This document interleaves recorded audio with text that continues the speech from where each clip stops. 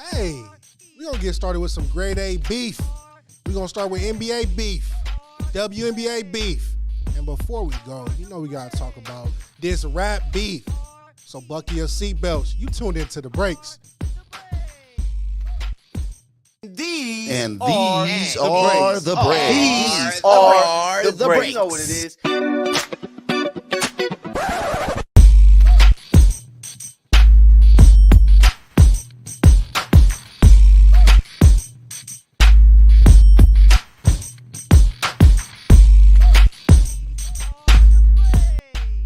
What's going on, world? It's your boy Beef. I know I've been gone for some time, but hey, NBA season is over. It's playoff time. So, hey, I'm back on the breaks. It's April 17th, and let's get started. NBA. Fast break. Let's go ahead and start. Let's break down some of this playoff matchup. Last night, we had the Lakers versus New Orleans Pelicans for the play-in game, and you already know who won that game, the Los Angeles Lakers. But it didn't come with some controversy, right? Pelicans, Willie Green and coach was basically saying that, hey, the Lakers are getting more calls than usual. Lakers took 14 more free throws than the Pelicans. And the Pelicans say, hey, I play hard in the paint every night. Something's not adding up. I'm going to tell you what's not adding up. The rest of the team, C.J. McCollum was ass, trash. I mean, he didn't show up at all. Zion was literally the only man on that court other than Alvarado that was showing up night in and night out. So, if you think about it in the long run, that's why you lost. It wasn't due to the free throw stuff. If C.J. McCollum actually showed up and Brandon Ingram actually showed up, you probably would live to fight another day. But instead, what you got to do, you got to play the Kings in a game to, win out in regards to that. So that's kind of sucks just to fight your way back into the AFC to face OKC. Now, I was going to talk about NBA breakdown, so let's do it. Let's break these matchups down. All matchups are not set just yet because, the East is kind of slow-mo. So let's just talk about the West for right now. 1 versus 8 is going to be the Thunder versus the Kings. I'm just going to book that right now. Of course, I can definitely see a young Buck team in OKC doing what they have to do, taking care of the Kings. But the Kings are a team that has, they have more than baby teeth. They got some teeth that are pretty sharp. And I can definitely see the Kings giving the Thunder a run for their money. So, can the Kings advance? In my eyes, yes. Do you want the Kings to advance? My eyes is no. But I can definitely see the Kings being like that we believe team like the Warriors was that can upset somebody. That could be a matchup that could be taken care of. 2 versus 7. Denver Nuggets versus the Los Angeles Lakers. What I see on the menu is barbecue chicken. Jokic is going to dance the night away with Anthony Davis. And you probably say, well, B, you're hating. I'm not really hating. You want to know why? When Anthony Davis sees a foreign, and I'm going to call it a foreign car, he don't know how to drive it. And it's not hard, but he doesn't know what to do. He gets stuck in neutral, and he's going to get cooked. So, Laker fans, buckle your seatbelts. All this Lakers in 5 and Lakers in 7, y'all going against the world champs. And it's not going to be this going to be Denver in 6 because y'all not going to hang in that altitude. All right? Clippers. Mavs. 4 versus 5. I'm just going to tell you right now. This is just one of these games.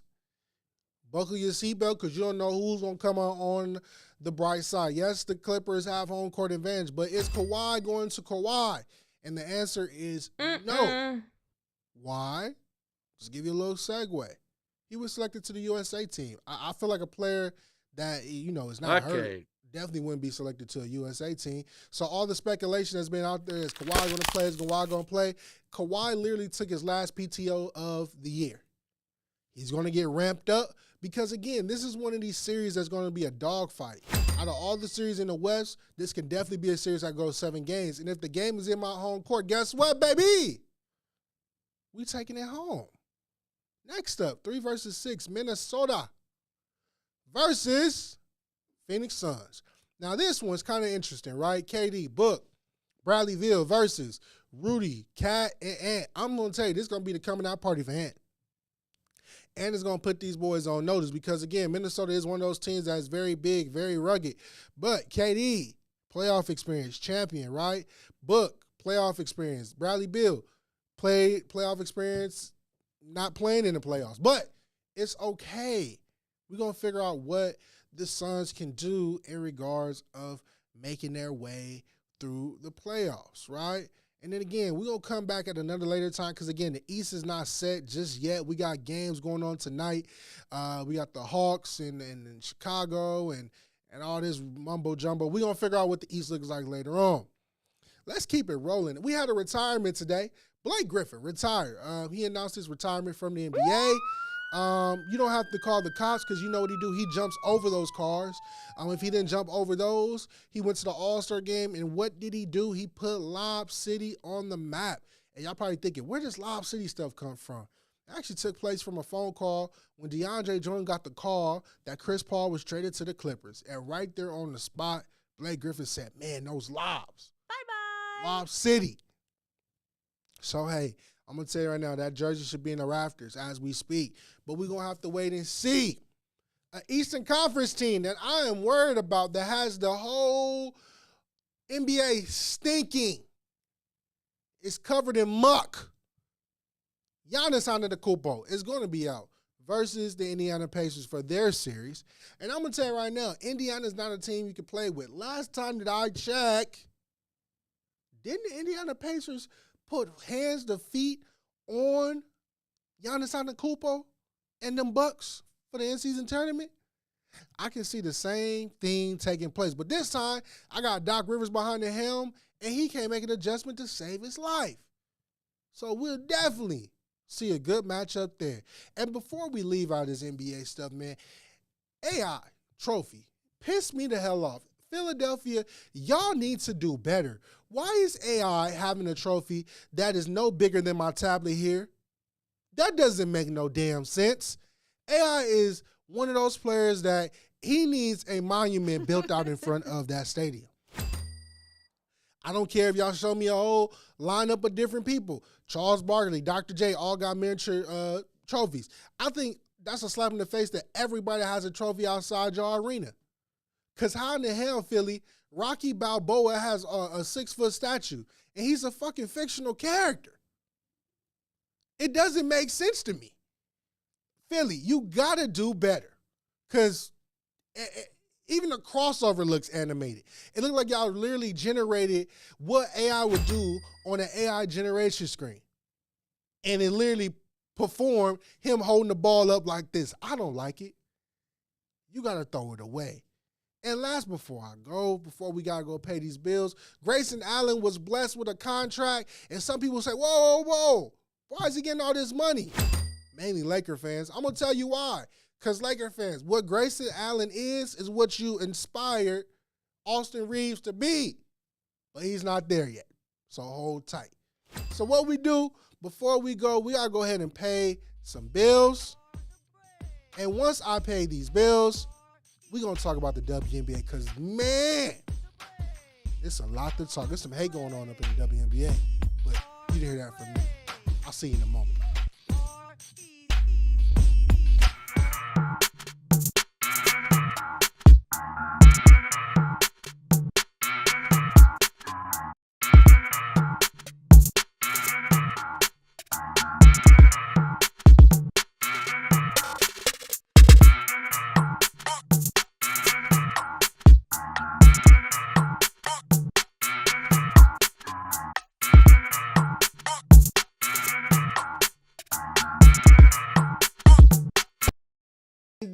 And these are the breaks. These are the breaks. You know what it is.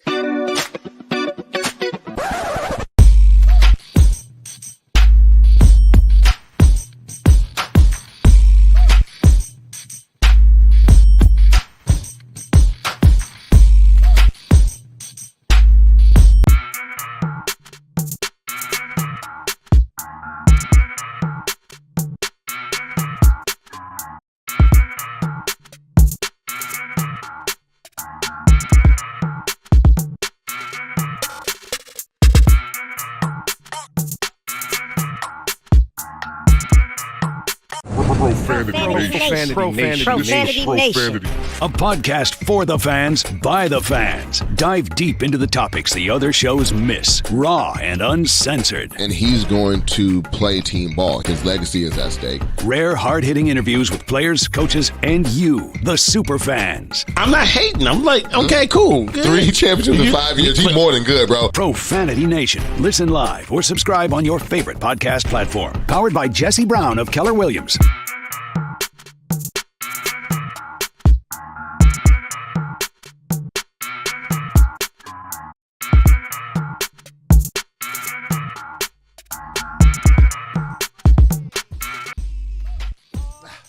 Just came back from paying bills. You know how customer service is. They put that jazz music on, and I got excited when it was going on. But let's go ahead and jump into it. WNBA. Like I say that, I just say it with all this slang and all that, right? It's time for the women. It's time for them to get paid. Now, something that really is grinding my gear with the WNBA, right? Is I'm excited that the league itself is taking off. You know, a lot of great women were drafted. But these salaries are not working for me. And again, we know that the WNBA has had a long road and a long stint, but as I'm seeing the input, and I'm just going to kind of jump around a little bit. We had, you know, March Madness. The women's had the most views and things like that. The WNBA is starting to pop up with more views and stuff like that. My question to everybody else is, where is the money? It is no way in hell Angel Reese and Caitlin Clark is bringing home less than $500,000. You have people working regular 9-to-5s that don't have to put their bodies through any rigorous condition and bringing home more money than WNBA players. And I call this blasphemy. I call it stupidity. If everyone is going to jump on this boat and merely yell for women to receive more, push more money into the WNBA. TV deals, sponsorships, contracts, something. Everyone was getting mad at Ice Cube for offering Caitlin Clark a $5 million contract. I'd rather she take that than take the money she's getting to play for the Indiana Fever. At least she'll be playing with against Big Three, against old, I wouldn't say old force, but old legends. But she's getting $5 million. Now, you're probably thinking, B, why are you hostile about it? Because these women can stay in college at least 4 to 5 years and make more money that they can make in college than going to the WNBA. Now, you're probably looking at it like, hey, the WNBA is some of their future. It is. It's for young girls to aspire to be there, right? But when I'm expiring, it's for their pockets to get a little bit more change. And this can literally change by a snap of the finger, right? You pour all this money into Nike and all this good stuff, right? Nike pour all this money into the men. You can literally snap your finger and reroute the money back to the women. It's not hard. It's not rocket science. It just really boils down to if you really want to do it. And the answer right now is no, because they keep pulling my chains and bullshitting every time they ask for more money, and I don't like it. Let's talk about it. Angel Reese. Camilla. Do we see a reborn of the Twin Towers? I think we do. Chicago Sky got 2 of them. I don't think nobody's going to get a rebound in the WNBA. I know the Los Angeles Sparks drafted Brink. Brink is going to be on the brink of not even getting a double-double when she faces Chicago Sky. It's going to be hell because those 2 women down there are going to be dogging it. Now, defensive-wise, if you kind of stretch them out, it's going to be kind of tough, right? Because, you know, covering the perimeter is a little different. But if you try to drive in that middle, it's going to be a slap block party all night long. I guarantee it. Let's also talk about it. Caitlin Clark, right? She necessarily got drafted number 1 overall. Her jerseys hit the flow, and it's automatically sold out. That is, I'm telling you right now, that young woman is going to shake the WNBA up. Now, players can hate on her as much as they want. I don't give a damn, right? Because if you was that type of caliber player, we would have been talking about you, but you're not. You're a good player, but you're not that player. If that makes sense, right? It's no shade. It's just all love. But I'm going to tell you right now, Caitlin Clark is going to bring so much attention to the WNBA. It's going to be so phenomenal, right? WNBA is also in talks of expanding too. You heard it here first. Philly, Toronto, Denver, Nashville, and South Florida. I'm just going to be honest. And if you want, you can boo me. You can call the cops. You can do whatever you want to do. But I'm just going to tell you right now, where I see the money at is in the Houston Comets. Can we bring back the legends? We lost the Houston Comets a long time ago when the WNBA was on the brink of losing money and things like that. But can we bring them back? If we bring them back, we will have, I would say, a staple in the WNBA. You're going around all these other teams. You want to bring up all these other markets. But it's like, we're missing one market right homegrown in our backyard. And it's crazy to me, right? How you going to not cut Houston a deal? It's like telling James Harden you can't cut him a deal when you go to the strip club. It's crazy to me, right? We need to get the Houston Comets back on the map. Man, let's go ahead and pivot. We're going to go off. We're going to get off the court. We're going to go ahead and play in some grass a little bit. NFL, everyone knows the draft is coming up April 25th. And something I just want to talk about. We already kind of know what the top of the draft board looks like. We got Caleb going to the Bears. We got the Commanders taking Drake May. We have the Patriots taking Jaden McDaniels. Cardinals picking up Marvin Harrison. And this is where the draft cards should start making a turn, right? Chargers taking Neighbors. And it's going to start. I'm going deeper into the draft. Let's start right here at number 11. Number 11 has the Giants selecting Brandon Thomas out of LSU. I'm going to tell you right now, that pick there is not something I would kind of say. I know they need receiver help and all that, but the Giants need a running back. And they need a lot bit more parts. Yes, that could be something that could help them, but it was what it was. This pick is very interesting to me to have it projected. And again, these are all projections, folks. Don't sit here and say, Beeve, picked all these people. I didn't. If I did do this, it probably would have came on Madden. I just probably hit simulate and call it a day. But Denver Broncos picking up Bo Nix. I think that's a good-ass pickup for Denver. It's not Jesus himself, but it's a kid that could definitely get the boat going in the right way and have Denver flying high again. Something that's very interesting to me. The Philadelphia Eagles, my team, is thinking about picking up Dallas Turner out of Alabama, an edge rusher. Now, if you don't know, the Eagles did get rid of Hassan Reddick, and Fletcher Cox did retire. So this is something puzzling to me because we picked up Bryce Huff, but I knew deep down inside it wasn't enough, right? We're going to a new defensive front. You know Howie does all this great signing, but he's not going to lead a draft without a defensive player. Straight up. I prefer a linebacker, but hey, who am I to say? I'm just going to trust in Howie. And a pick that's really startling me right now, and you could call me a madman for it, it's going to be the 25th pick.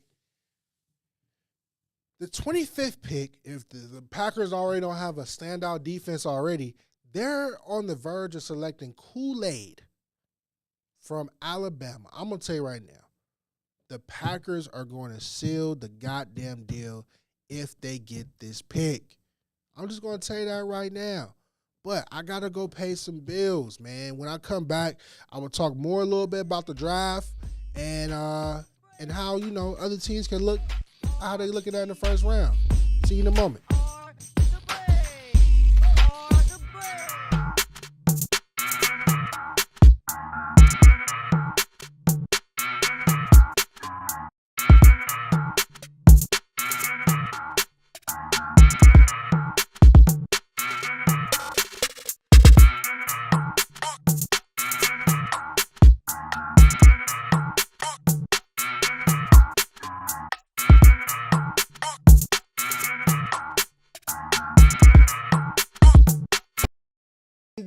And these are the breaks. These are the breaks. You know what it is.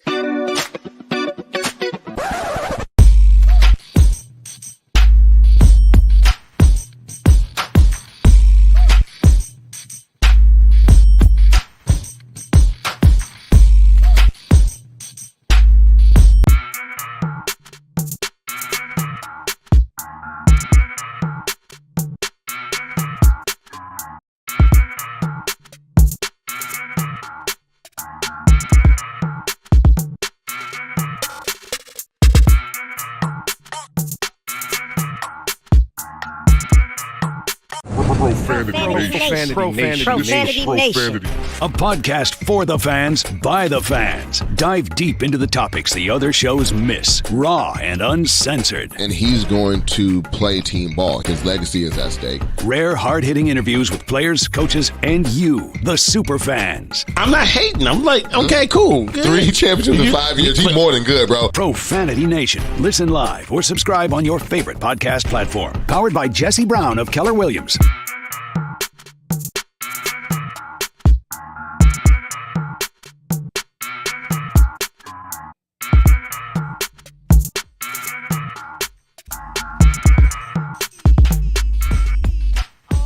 Yeah, we paid our last bill so the internet can keep running so you can watch me on this YouTube channel. Welcome back to the breaks. You already know it's your boy B. And before we go, we was definitely talking about some NFL news, and let's talk about some more NFL draft prospects, right? This is a great pick here for a team that lost their receiver, right? Mitchell from Texas is projected to go to the Buffalo Bills. Now, that would be a great pickup for the Bills who do not have anybody. If you don't remember, Stephon Diggs is now with the Houston Texans, and the Houston Texans is looking like a brand new Ferrari out there, right? They got rid of Touch Me, Feel Me, Deshaun Watson. They got necessary C.J. Stroud, and he's been balling out of control in regards to that. So, if we're looking at this, right, they let Gabe Davis walk.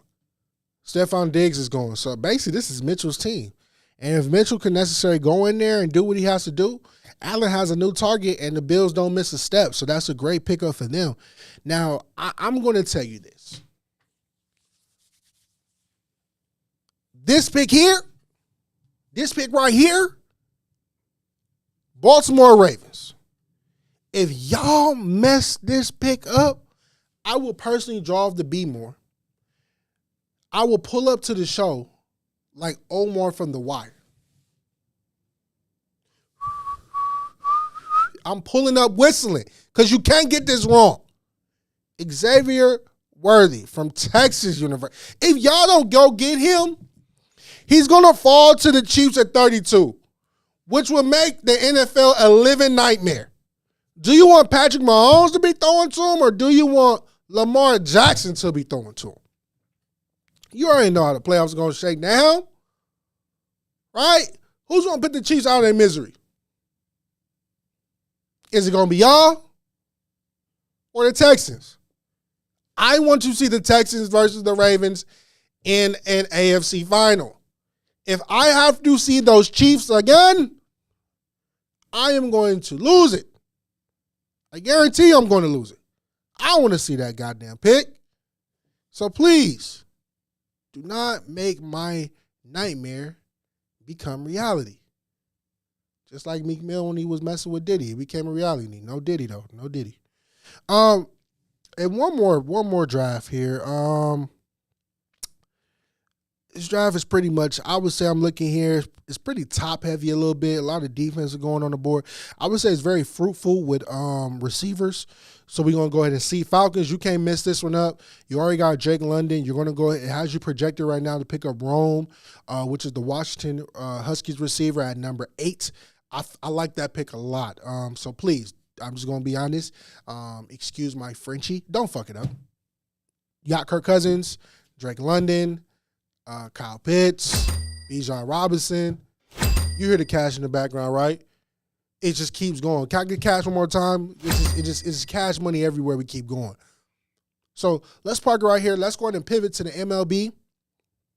And the MLB has kind of a academic, right? And we're not just breaking the back. We're actually breaking elbows here. Tommy John surgery is going up the roof in the MLB.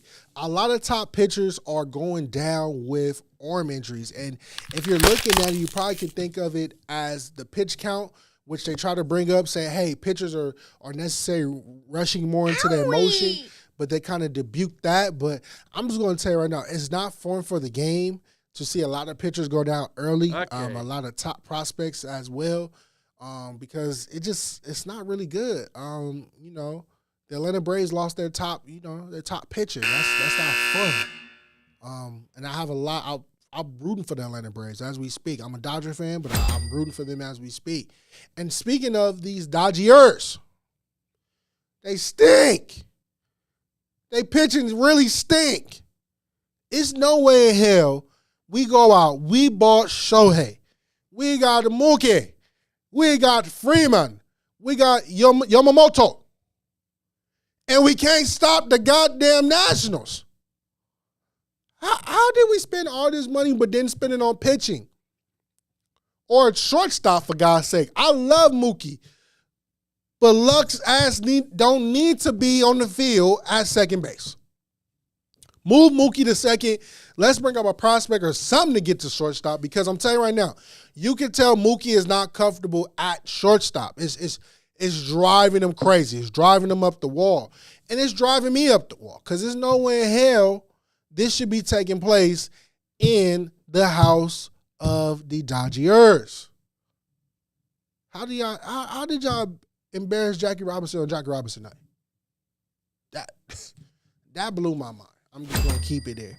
Los Angeles Angels. Y'all pretty much stink too. We knew y'all was gonna stink, right?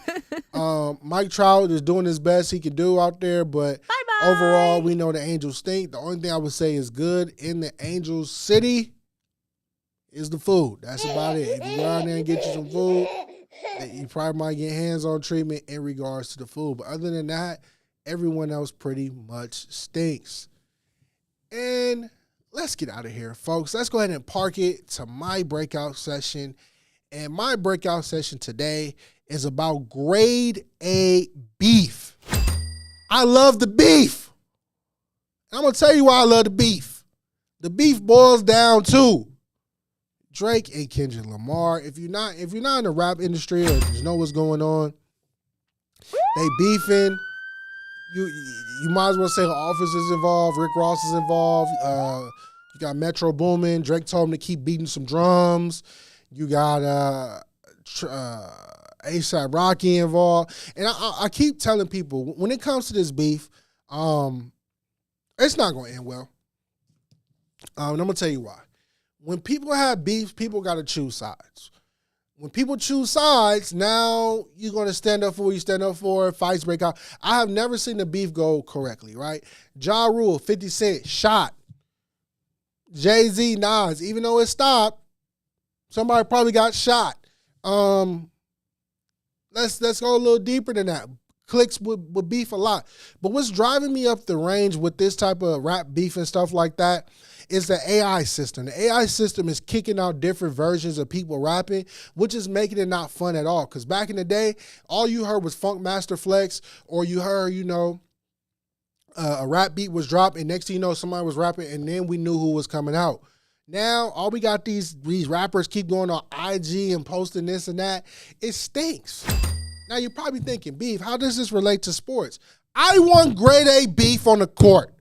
I want 80 to stop being a punk and go against Jokic. Winner! I want the Clippers to put hands and feet on Luka Doncic like no tomorrow. I want grade A beef in the playoffs. I don't want nobody shaking hands. I want people talking about people mamas. I want a good clothesline.